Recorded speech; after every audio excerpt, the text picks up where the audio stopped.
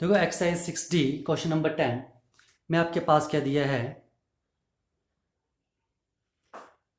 An employer find that if he increases the weekly wages of each worker by ₹5, ठीक है, and implies 5 workers less. बोल रहे हैं कि जो एम्प्लॉयर है उसने क्या किया, ठीक है, उसने देखा कि अगर वो वीकली वेज हर वर्कर का अगर वो वीकली वेज इंक्रीज कर दे ₹5 से, ठीक है, और 5 वर्कर लेस एम्प्लॉय करे, ठीक है, कम कर दे, तो he increases his weekly veg. तो उसका जो वीकली वेज बिल है वो इंक्रीज कर जाएगा 3150 से लेकर 3250 तक, ठीक है।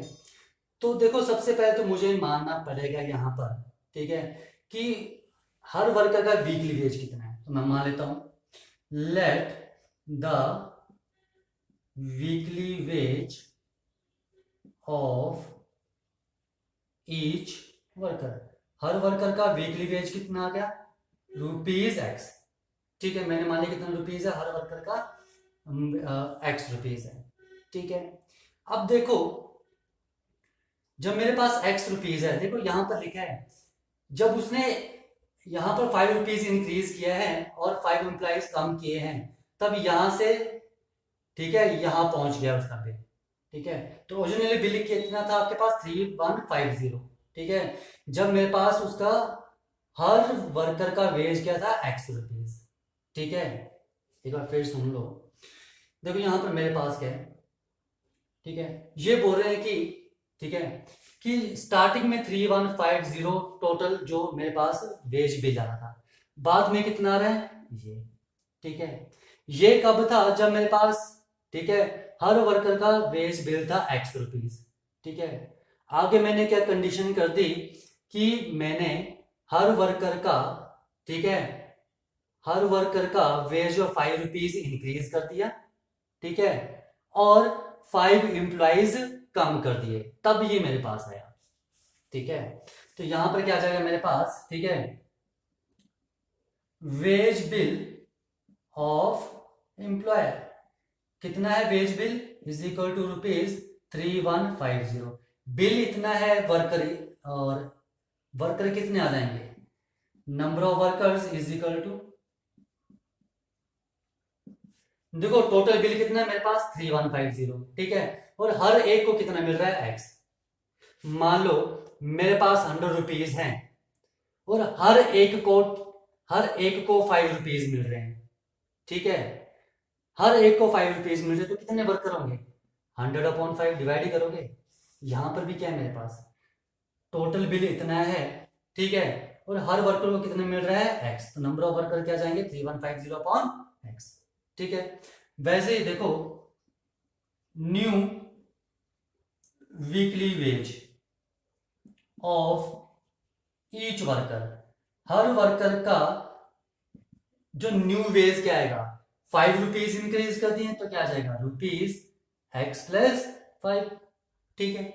तो यहां पर मेरे पास देखो, अब यहां पर मेरे पास क्या है, जब ₹5 इंक्रीज किए हैं तो वेज बिल भी तो इंक्रीज कर गया, ठीक है। जो वेज बिल इंक्रीज कर गया तो कितना हो गया, ₹3250। पहले 3150 था, अब कितना 3250, ठीक है। तो यहां से नंबर ऑफ वर्कर्स कितने आ जाएंगे, number of workers is equal to 3250/X+5। Okay, ये चीज समझ में आई, ठीक है। अगर ये चीज समझ में आई तो आगे हम करें क्वेश्चन, अदरवाइज कोई फायदा नहीं है। देखो एक बार फिर सुन लो, यहां पर मेरे पास क्या बोल रहे हैं कि जब मैं, ठीक है, ठीक है, हर वर्कर, मेरे पास कुछ वर्कर्स हैं, कितने वर्कर्स हैं मेरे, ठीक है, कितने वर्कर्स हैं वो मुझे नहीं पता है, ठीक है, लेकिन हर वर्कर का वेज अगर इंक्रीज कर दूं, ठीक है, अब कितना उनको वेज मिल रहा है वीकली नहीं पता, मैंने मान लिया X वेज मिल रहा है, ठीक है। जब X वेज मिल रहा था तो मेरे पास इतना बिल आ रहा था, ठीक है। जब मैंने उसके वेज इंक्रीज कर दिया ₹5 तो बिल कितना हो गया, 23250, ठीक है। ये चीज समझ में आई। जब इंक्रीज किए तो यहां पर मैंने वर्कर्स लेस भी तो कर दिए, कितने वर्कर्स लेस कर दिए, 5 वर्कर्स लेस कर दिए, ये चीज समझ में आई। तो देखो जब मेरे पास बिल 3150 आ रहा था और हर वर्कर को इतने रुपीज मिल रहे थे, तो नंबर ऑफ वर्कर क्या जाएंगे ये, ठीक है। उसी तरह अब मेरे पास 5 रुपीज इंक्रीज हो गए हैं, ठीक है, और बिल मेरे पास इतना आ रहा है, तो वर्कर्स कितने होंगे, डिवाइड कर देंगे, यही होगा ना, ठीक है। ओके, ये चीज समझ में आ गई। नाउ अकॉर्डिंग टू क्वेश्चन, मेरे पास क्या बन रही है equation, now according to question, ठीक है, ये क्या है, नंबर ऑफ वर्कर्स, ठीक है, ये भी क्या है 3250 upon x plus 5 number of workers है।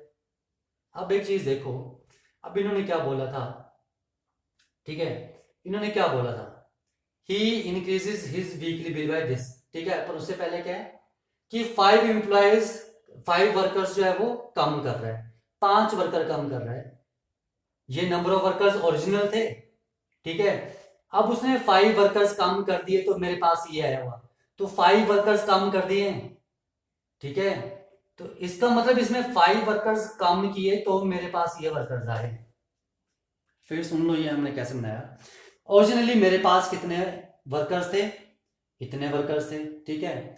अब बोल रहे हैं कि देखो 5 रुपीज इंक्रीज कर दिए तो नंबर ऑफ वर्कर्स ये आ गए हैं, ये आ चुके हैं, पर 5 वर्कर भी काम कर दिए हैं, तो किस में काम किए, इसमें 5 वर्कर्स काम कर दिए तभी मेरे पास ये आया, ठीक है। एक बार फिर सुन लो, मेरे पास ओरिजिनल वर्कर्स ये थे, ठीक है, बाद में मेरे पास नंबर ऑफ वर्कर्स ये हो गए, ठीक है। अब 5 वर्कर्स कम भी किए हैं, तो 5 वर्कर्स इसमें कम किए हैं, ठीक है, इसमें कम किए 5 वर्कर्स, तो वो कम कर दिए, तो ये दोनों आपस में क्या हो जाएंगे, इक्वल, क्योंकि इसमें 5 वर्कर्स कम थे। ये चीज समझ में आई। 3250 कौन सा बिल था, 3250 वो बिल था जब 5 रुपीज इंक्रीज किए थे, ठीक है, और 5 वर्कर्स कम किए थे, ठीक है, तो 5 वर्कर्स कम किए थे, ये आया। ओके, अब इसे सॉल्व करना है, ठीक है, तो क्या आ जाओ, क्या आ जाएगा 3150 minus 5x upon x is equal to 3250 upon x plus 5, ये आएगा। नाउ क्रॉस मल्टीप्लाई कर लो, क्या जाएगा 3150x minus 5x square plus 15750 minus 25x is equal to 3250x, ये आ जाएगा, ठीक है। तो क्या आ जाएगा, इसको वहां ले जाओ तो मेरे पास आ जाएगा 0 is equal to 5x square, ठीक है, और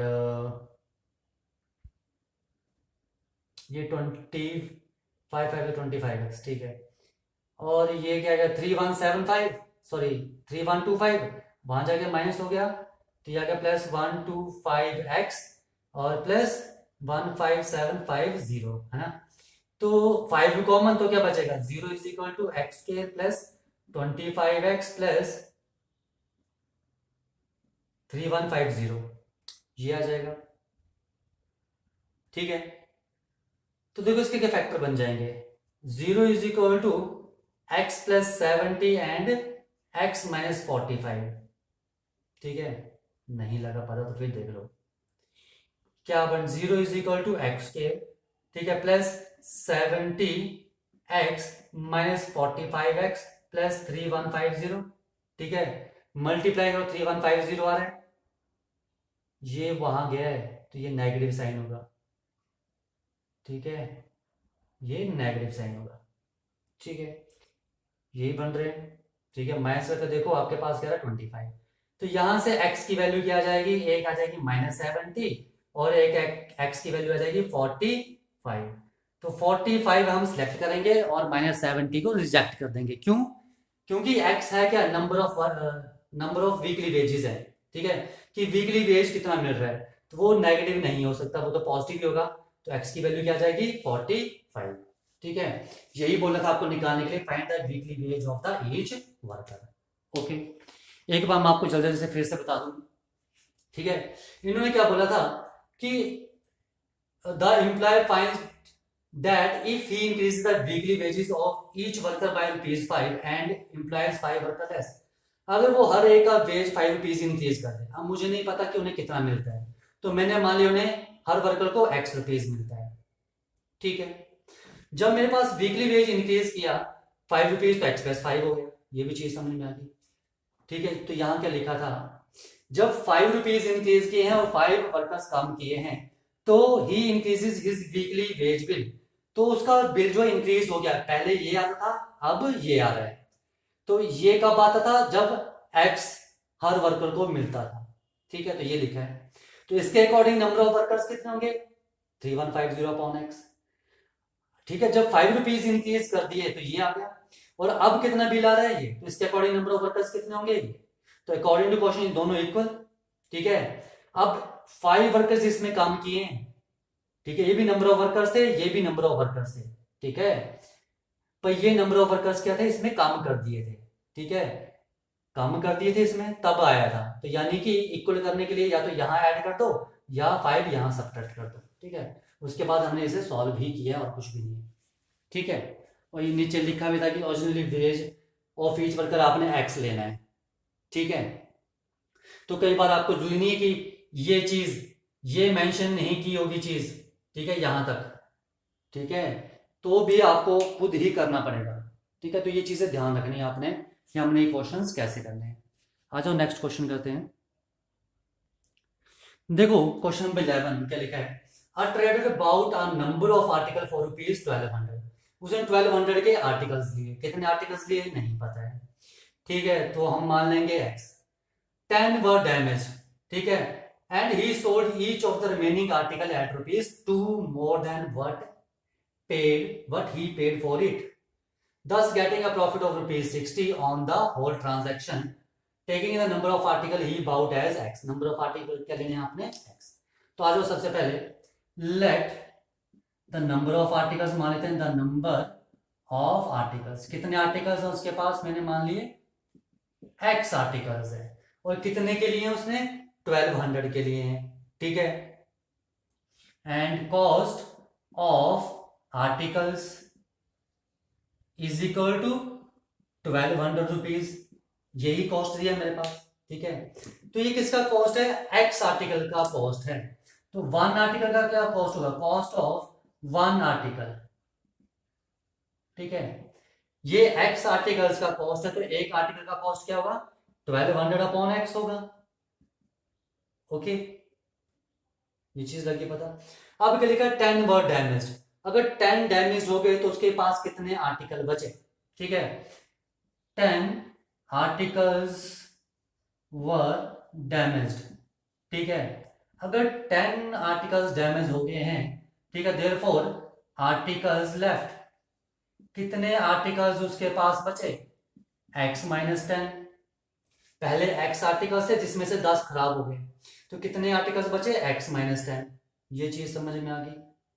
ठीक है, ओके, अब आ जाओ, तो सेलिंग प्राइस ऑफ, ठीक है, अब selling price of each of x minus 10 articles.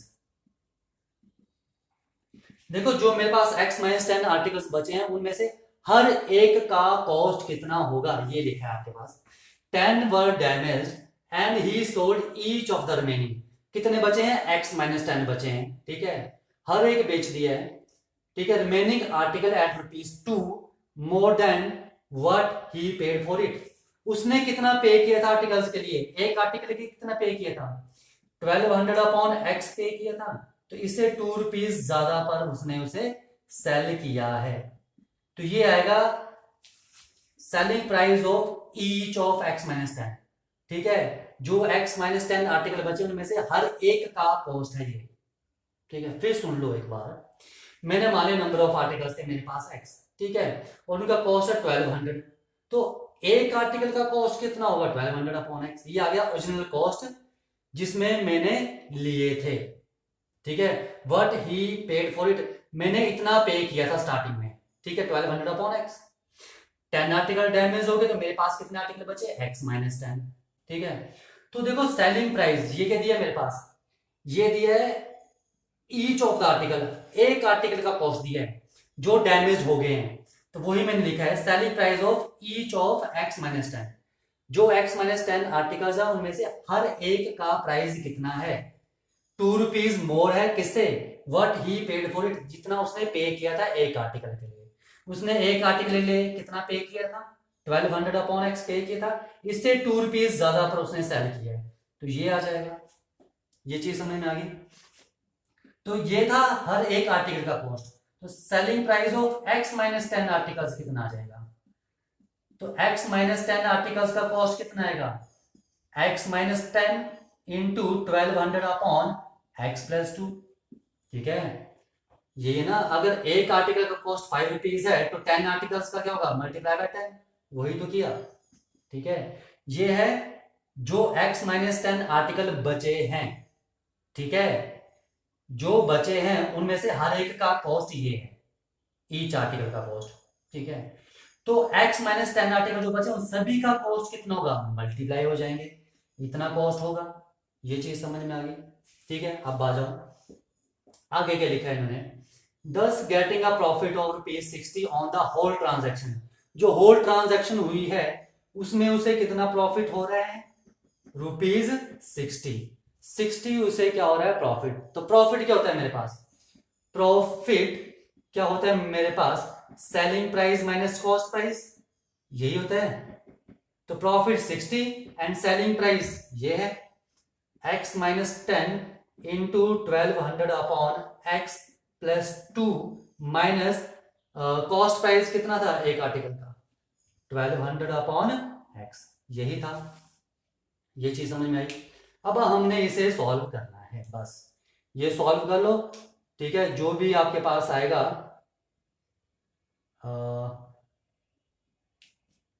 ये मैंने गलत लिखा ना, ये 1200 आएगा। क्यों, देखो क्यों, प्रॉफिट क्या है, selling price minus cost price.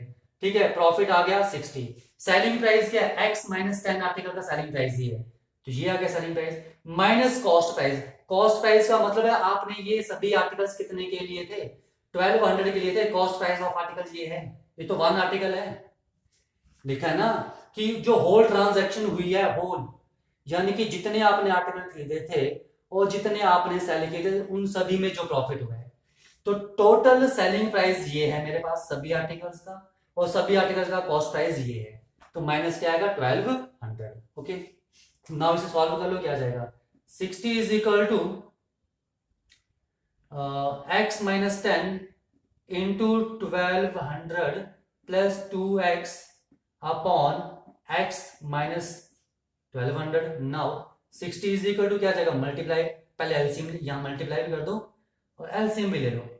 LCM आ गया x, यहां क्या जाएगा 1200x plus 2x square minus 12,000 minus 20x।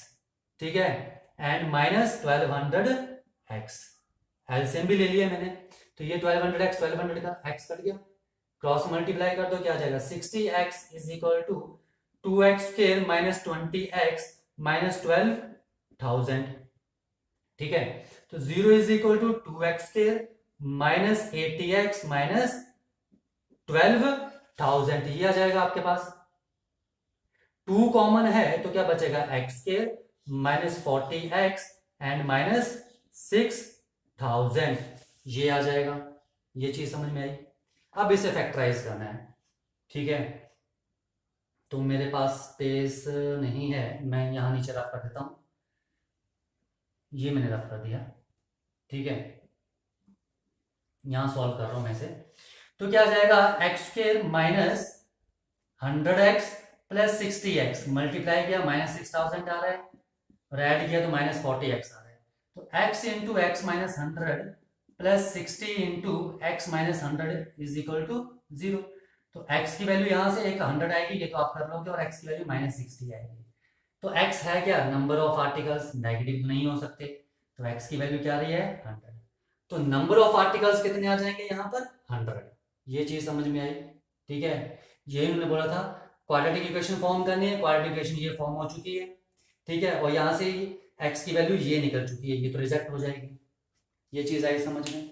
ठीक है, तो उसके पास 100 आर्टिकल्स आएंगे। ओके, आ जाओ नेक्स्ट क्वेश्चन करते हैं। देखो क्वेश्चन नंबर 12 क्या दिया आपके पास, the total cost price of a certain number of articles of certain number of identical articles, बिल्कुल सेम आर्टिकल्स हैं। ठीक है, कुछ आर्टिकल्स हैं उनका कॉस्ट कितना दिया है 4800, कितने आर्टिकल्स हैं नहीं पता। तो फर्स्ट हम क्या करेंगे, मान लेंगे let the number of articles is equal to क्या आ जाएंगे x, ठीक है। और इनका जो कॉस्ट प्राइस है, ठीक है, कॉस्ट प्राइस ऑफ आर्टिकल्स, इनका जो कॉस्ट प्राइस है वो कितना दिया है आपके पास, ₹4800, ठीक है। तो x आर्टिकल्स का कॉस्ट इतना दिया है, तो एक आर्टिकल कितने का होगा, ठीक है। तो cost price of one article, एक आर्टिकल का कॉस्ट प्राइस कितना होगा, ₹4800 अपॉन x होगा, यही होगा। अगर टोटल x आर्टिकल हैं और टोटल कॉस्ट इतना है, तो एक आर्टिकल कितने का आएगा, इतने का, ठीक है। आगे आ जाओ, क्या लिखा है, by selling the article at ₹100 each, हर आर्टिकल सेलिंग प्राइस जो दिया है हर आर्टिकल का ₹100 है। तो क्या दिया आपके पास, selling price of each article, हर आर्टिकल का सेलिंग प्राइस क्या है, ₹100। तो मेरे पास आर्टिकल कितने हैं x, तो selling price of x articles, तो x आर्टिकल्स का सेलिंग प्राइस कितना हो जाएगा, ₹100x, ठीक है। अगर एक ₹100 का है तो x आर्टिकल कितने के होंगे, 100 इंटू x रुपीज के। अब profit equal to the cost price of 15 articles, ठीक है। जो प्रॉफिट है, प्रॉफिट किसके इक्वल दिया है, ठीक है, cost price of 15 articles, 15 articles के कॉस्ट प्राइस के इक्वल। प्रॉफिट होता क्या है मेरे पास, selling price minus cost price is equal to cost price of 15 articles, ये खुद ही बन रहे फार्मूले, ठीक है, ये चीज समझ में आई, ठीक है। तो देखो सेलिंग प्राइस कितना है, 100x है, minus cost price, cost price कितना है मेरे पास, कॉस्ट प्राइस है मेरे पास 4800 and cost price of 15 articles, एक आर्टिकल, ठीक है, एक आर्टिकल का कॉस्ट कितना है, लिखा ना, cost price of 15 articles, selling price of 15 articles की बात नहीं कर रहे हैं, कॉस्ट प्राइस ऑफ 15 आर्टिकल्स की बात कर रहे हैं। तो cost price of one article इतना है, ठीक है। तो 15 आर्टिकल्स का कितना होगा, 15 इंटू 4800 अपॉन x, ये चीज समझ में आई। फिर सुन लो एक बार, इन्होंने मेरे पास दिया था कि कुछ आर्टिकल्स का कॉस्ट है 4800, कितने आर्टिकल्स का नहीं पता, तो हमें मानने पड़ेंगे नंबर ऑफ आर्टिकल्स। तो मैंने मानी नंबर ऑफ आर्टिकल्स कितने हैं x, ठीक है। तो एक आर्टिकल का कॉस्ट प्राइस क्या आएगा 4800 अपॉन x, ओके। नाउ आगे लिखा था by selling the article at ₹100 each, यानी कि हर एक आर्टिकल उसने जो है ₹100 का सेल किया, यानी कि selling price of one article या ईच आर्टिकल इज ₹100। तो उसके पास आर्टिकल्स कितने हैं x, तो x आर्टिकल्स कितने के सेल करेगा वो 100x के। आगे लिखा है a profit equal to the cost price of 15 articles is made, उसे कितना प्रॉफिट हुआ जो 15 आर्टिकल्स का कॉस्ट प्राइस है। तो profit is equal to cost price of 15 articles, मैंने लिख लिया जो इन्होंने बोला था, यही बोला था ना इन्होंने अकॉर्डिंग टू क्वेश्चन कि प्रॉफिट जो है वो किसके इक्वल है, कॉस्ट प्राइस ऑफ 15 आर्टिकल्स। और प्रॉफिट होता क्या है, selling price minus cost price.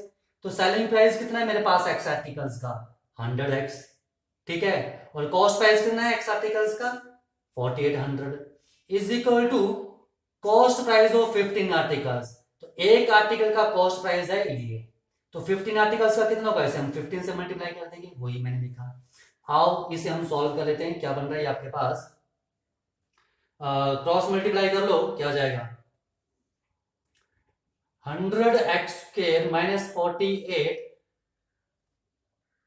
100x is equal to 15 into 4800, यही आ रहा है। मल्टीप्लाई तो बाद में करो, पहले 100 कॉमन ले लो, 100 कॉमन लिया तो क्या बचा, x square minus 48x is equal to 15 into 48 into 100 लिख सकते हैं, 100 से 100 कट गया, तो x square minus 48x minus 15 into 48 is equal to 0, यहाँ के माइनस हो गया। तो क्या है, x square minus 48x minus 600 is equal to 0, यही है। 15 एट 120, 0 12, 15 4 गलत किया, 15 4 60 एंड 12 72, तो 720 यही आ रहा है। फिर कर लो 48 इंटू 15, 15 120, 0 12, 15 चौके 60, 70, मतलब 720 आ रहा है। तो आपने इसके फैक्टर बनाने हैं, तो क्या फैक्टर बनेंगे, एक्स के minus 60x plus 12x minus 720 60 में से 10 गए 50, 50 में से 2 गए 48, माइनस का 48 बिल्कुल ठीक, मल्टीप्लाई करो माइनस 720, यही आ रहा है। तो x into x minus 60 plus 12 into x minus 60 is equal to 0। तो क्या आ गया, x plus 12 and x minus 60 is equal to 0। तो x की वैल्यू आ रही है मेरे पास माइनस 12 एंड x की वैल्यू आ रही है 60। अब नंबर ऑफ पार्टिकल्स हैं x, नेगेटिव तो नहीं हो सकते, तो मेरे पास क्या आएगा 60। तो नंबर ऑफ आर्टिकल्स कितने आ रहे हैं मेरे पास यहाँ पर 60, क्योंकि आर्टिकल्स नेगेटिव में नहीं होते हैं इसलिए हमने नेगेटिव वैल्यू को रिजेक्ट कर दिया। ओके, लगा पता ये, ठीक है। तो नंबर ऑफ आर्टिकल्स कितने आ रहे हैं मेरे पास 60। ये चीज देखो, आपने मेन चीज है ये चीज फॉर्म करनी, ये चीज कैसे बन रही है। अगर ये बन गया तो आपके पास आगे कैलकुलेशन है, कैलकुलेशन में कोई प्रॉब्लम नहीं आने वाली है, ठीक है। तो ये चीज बनाना सीखो कि ये इक्वेशंस कैसे बनती हैं, ये चीज मेन है हमारी, ठीक है। ओके।